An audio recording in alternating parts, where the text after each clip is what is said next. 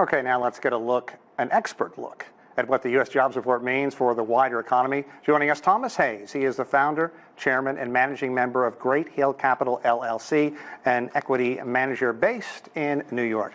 Thanks for joining us today. We really appreciate it, Thomas. Firstly, what's your take on this jobs report? What it really seems to indicate that things are pretty glowing. But is that fair to say? Yeah. There's no question about it, Sean. Overall, it was very good. You had two surveys. You had the establishment survey, which is a survey of private businesses, non-farm businesses. Blew the doors off, as you heard from John, 467,000 jobs versus 150,000 that were expected. However, the household survey, which is conducted by the Census Bureau, showed the number of unemployed workers actually increased by 135,000. So we did see a little tick up in the unemployment rate from 3.9% to 4%. But if you look at the labor force participation rate, that was another positive sign, 62.2% up from 61.9%.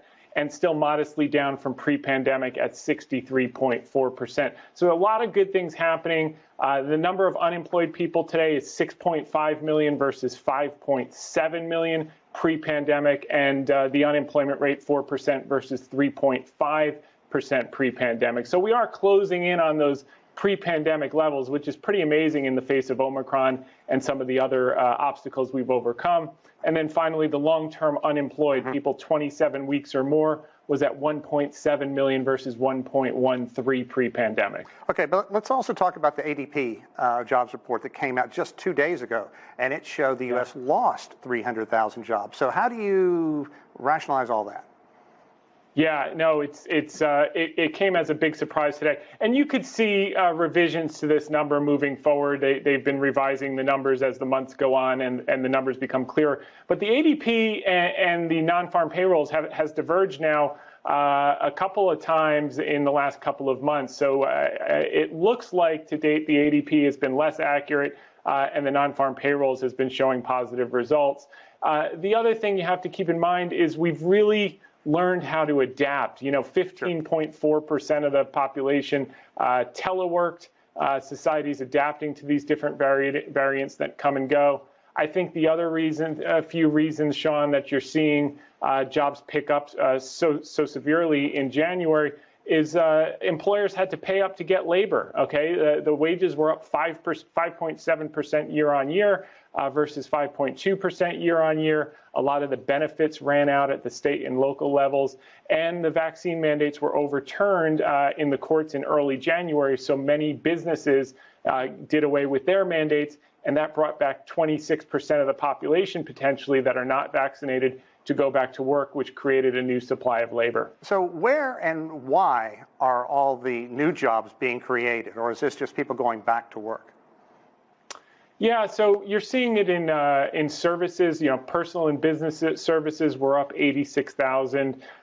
They're now 511,000 more of those jobs than in pre-pandemic. You're also seeing the retail trade went up 61,000 jobs, which is interesting. People are getting off of their clicks and going to bricks. They're getting out and they're doing some shopping. They want to have some fun. So that's been a positive development in there. Right. And then, of course, leisure and hospitality has been a huge gainer, 151,000 this month. That was a big deal. Okay, we'll pick up on that in just a second. But you talked about the bricks instead of clicks. I like that. I'm going to steal that moving forward. But one thing we can pretty much all agree on is just COVID fatigue. People are sick of the pandemic and the ills that it brings, both personally from a health standpoint and also from the hangover with the economy. Now, can we expect a big-time dip moving forward with all the efforts to keep people working, to keep the economy going after 2 years of this? Yeah, you could definitely see some revisions to this headline number a couple months down the road. But the economy, Sean, is generally strong. It's expected to grow GDP in the U.S. at 4% this year. There's some estimates a little bit lighter than that, but 4% is well above trend. And then you look at earnings for the S&P 500. The consensus actually ticked up this week after earnings, despite Facebook, to 224.86. Which implies 8.6% earnings growth for 2022. So conditions are pretty strong here, and it seems like we've overcome some of the worst parts of it. Yeah, really, nothing drives the markets like earnings. And I find it interesting that, as you mentioned, leisure and hospitality jobs seeing the biggest gains despite Omicron. Americans are ready to travel again. What do you think that means for the economy? Yeah, it's great news. You know, of the 151,000 jobs in leisure and hospitality, 108,000 were from restaurants and bars. It's still down 10.3% since pre-pandemic, but it's moving in the right direction.